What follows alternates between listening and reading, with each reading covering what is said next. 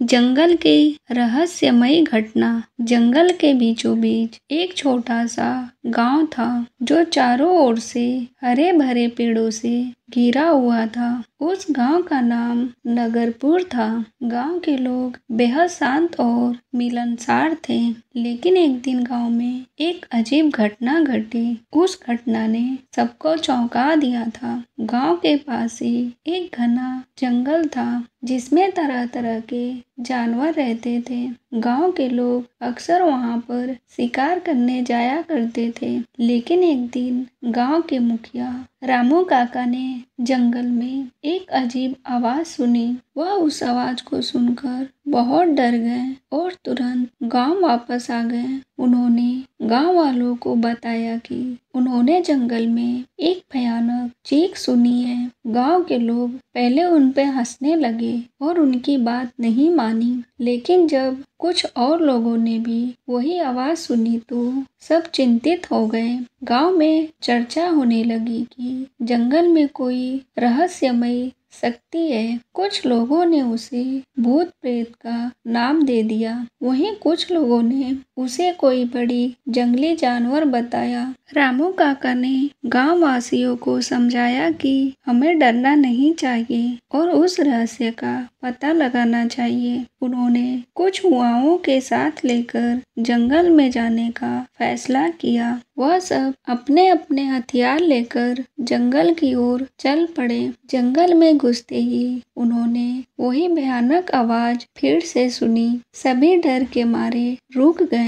लेकिन रामू काका ने हिम्मत नहीं हारी और वह धीरे धीरे आवाज की ओर बढ़ने लगे। जब वह आवाज के पास पहुंचे तो उन्होंने देखा कि एक बड़ा सा अजगर एक पेड़ के नीचे लिपटा हुआ है और चीख रहा है। रामू काका ने ध्यान से देखा और समझा कि अजगर के पेट में कुछ अटका हुआ है जिसकी वजह से वह चीख रहा है। रामू काका ने गांव के युवाओं को इशारा किया और सबने मिलकर अजगर को शांत किया।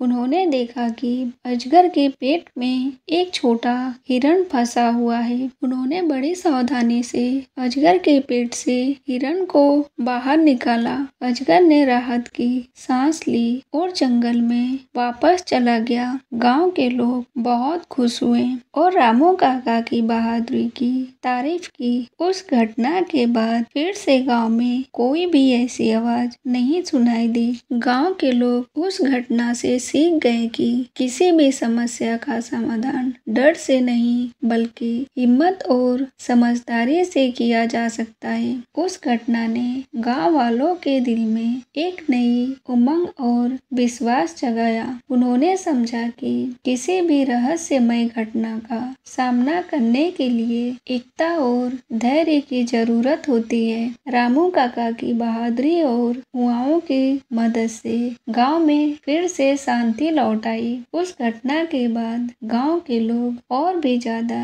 एकजुट हो गए। उन्होंने जंगल में जाने से पहले एक टीम बनाने का नियम बना लिया ताकि कोई भी ऐसी घटना फिर से ना हो सके। गांव के बच्चों ने भी उस घटना से बहुत कुछ सीखा। वह अब समझ गए थे कि डर कर भागने से समस्या का हल नहीं होता बल्कि मिलजुल कर और समझदारी से काम लेने से हर मुश्किल का हल निकल सकता है। कुछ महीनों बाद गांव में एक और घटना घटी। एक दिन गांव के किनारे कुछ अजनबी लोग आए। गांव वालों ने उनसे बात की और पता चला कि वह लोग अपने गांव से भटक गए हैं और घर वापस जाने का रास्ता ढूंढ रहे हैं। गांव वालों ने उन अजनबियों की मदद करने का फैसला किया और उन्होंने उन्हें खाना खिलाया और आराम करने के लिए जगह भी दी। अगले दिन रामू काका और कुछ युवाओं मिलकर अजनबियों को उनके गांव तक पहुंचाने के लिए तैयार हो गए। रास्ते में एक बार फिर से वह जंगल से होकर गुजरे। इस बार भी जंगल में वही अजीब आवाज सुनाई दी। लेकिन इस बार रामू काका और उनके साथी डरने के बजाय सतर्क हो गए और उन्होंने ध्यान से सुना और समझा कि यह आवाज कहीं और से आ रही है। है वह आवाज की दिशा में बढ़े और उन्होंने देखा कि एक पेड़ पर एक पंछी का घोंसला है और उसके पास एक छोटी चिड़िया चीख रही है। रामू काका और उनके साथियों ने मिलकर उस चिड़िया को घोंसले से बाहर निकाला और उसे आजाद किया। उस घटना ने गांव वालों को एक और सबक सिखाया कि हमें हमेशा सतर्क रहना चाहिए और किसी भी समस्या का शक्ति पूर्वक और समझदारी से हल निकालना चाहिए। गांव के लोग उस घटना के बाद और भी ज्यादा एकजुट और मजबूत हो गए। उन्होंने एक दूसरे की मदद करने और हर समस्या का हल मिलकर निकालने का संकल्प लिया। नगरपुर गांव एक मिसाल बन गया कि कैसे एकता, धैर्य और हिम्मत से किसी भी मुश्किल का सामना किया जा सकता है। डर कर भागने से बेहतर है कि मिलकर हर मुश्किलों का सामना करना चाहिए।